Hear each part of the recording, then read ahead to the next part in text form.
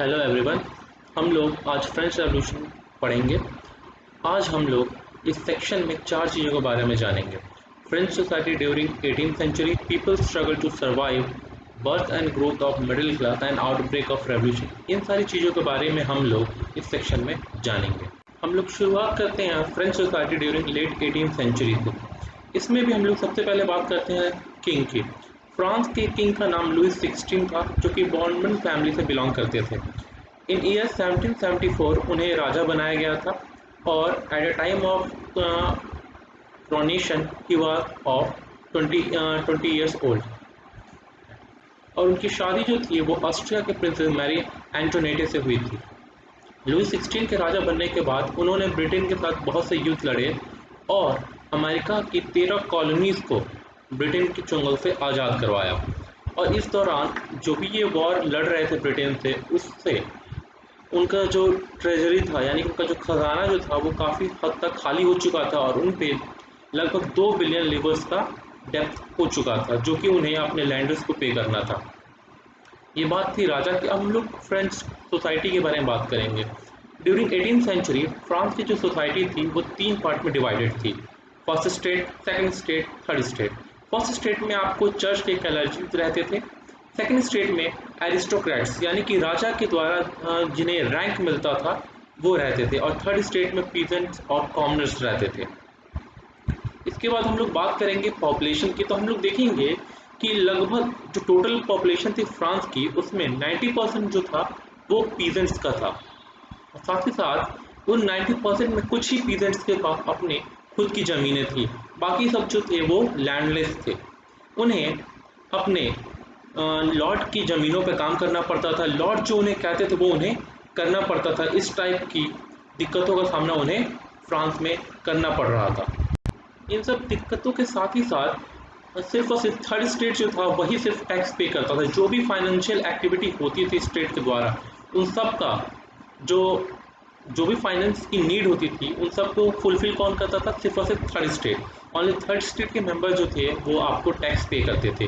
बाकी first state, second state के member जो थे वो टैक्स नहीं पे करते थे। साथ ही साथ थर्ड स्टेट के जो मेंबर्स थे, पीजेंट जो थे, उन्हें दो टाइप का टैक्स पे करना पड़ता था। एक चर्च को जिसे पीथेस कहा जाता था और दूसरा स्टेट को जिसे टाइले कहा जाता था। साथ ही साथ ये दो डायरेक्ट टैक्स हैं।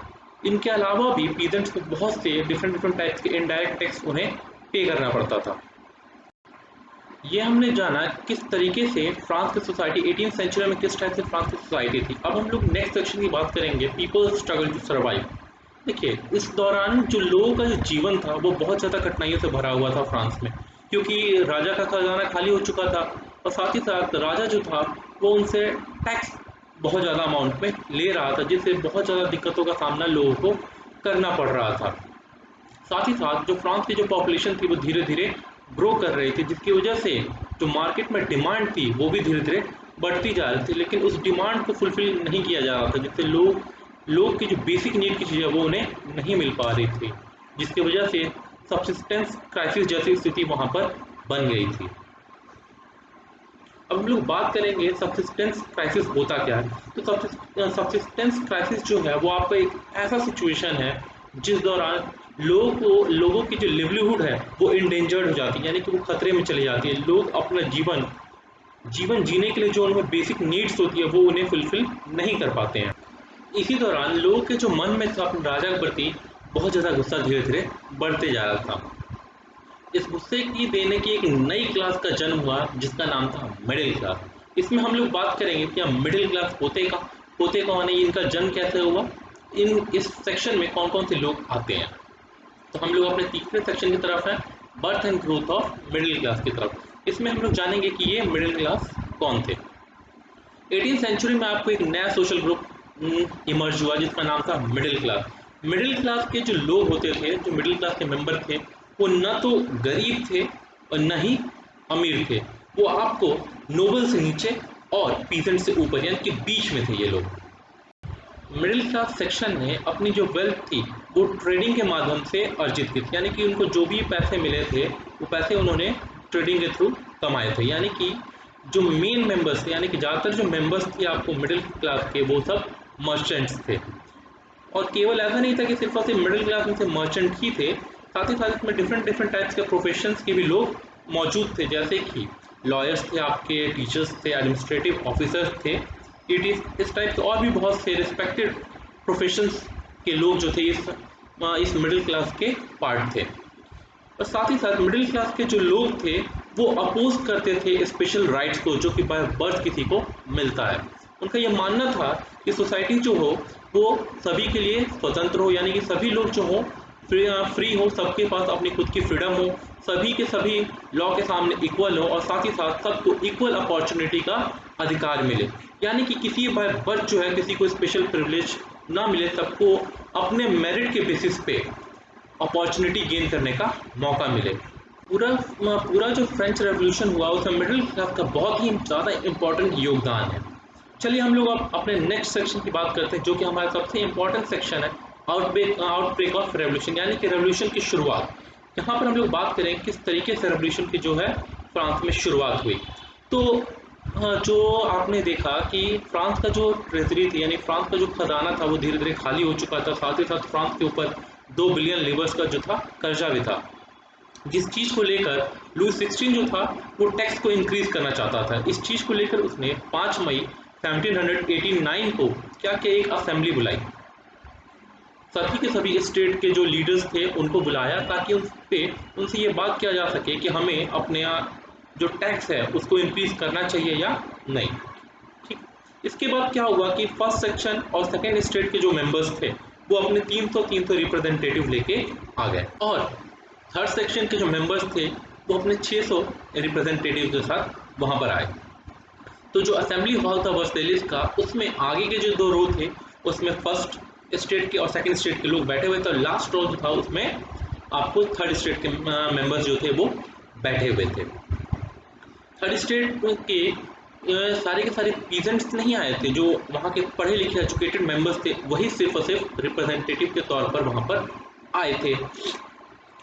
साथ ही साथ ये जो पीजेंट्स थे, आर्टिजन थे और वुमेन जो थे, उनकी एंट्री जो थी उनको डिनाई कर दिया गया था, उनकी एंट्री को मना कर दिया गया था असेंबली में।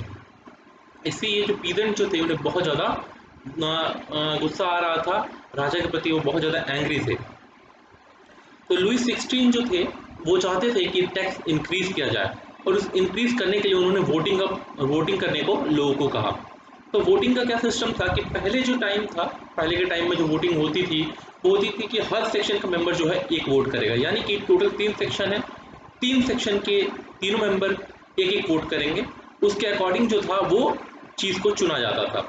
लेकिन थर्ड स्टेट जो था वो इसके खिलाफ था। उनका ये कहना था कि सभी के टोटल जितने मेंबर्स हैं, यानी कि 300 फर्स्ट स्टेट के, 300 सेकंड स्टेट के और 600 थर्ड स्टेट के टोटल मेंबर्स मिलाकर हम लोग इंडिविजुअली वोटिंग करवाएं, यानी कि टोटल जो वोट होंगे वो 1200 वोट होंगे, इसके अकॉर्डिंग काम होना चाहिए। लेकिन लुई 16 जो था इस चीज़ के खिलाफ था, उसने इस चीज़ को लेकर सीधा मना कर दिया, जिसकी वजह से थर्ड स्टेट के जो मेंबर्स थे वो असेंबली हॉल से उठकर सीधे तौर पर चले गए, और बाहर जाके वे लोग प्रोटेस्ट करना उन्होंने शुरू कर दिया। इसके बाद थर्ड स्टेट के जो मेंबर्स थे, जितने भी रिप्रेजेंटेटिव थे, वो वर्सेलिस में 20 जून 1789 को जमा हुए, और वहाँ पर उन्होंने अपने आप को नेशनल असेंबली के नाम से घोषित किया। और इस नेशनल असेंबली के जो लीडर्स थे वो थे आपको मिराबू और एबिसाइयस। ये जो 2 आदमी थे वो नेशनल असेंबली को लीड कर रहे थे। नेशनल असेंबली जो चाहती थी वो चाहती थी कि एक ऐसा कॉन्स्टिट्यूशन बने जो कि सभी को इक्वल अपॉर्चुनिटी प्रदान करे, सबको फ्रीडम प्रदान करे और सबको लॉ के सामने इक्वल करे। तो वो ये भी चाहती थी कि राजा जो है इस कॉन्स्टिट्यूशन के अंडर, यानी कि सबसे बड़ा जो पद हो, यानी सबसे बड़ा जो रैंक हो राजा का ना हो, वो किसका हो, पीपल का हो।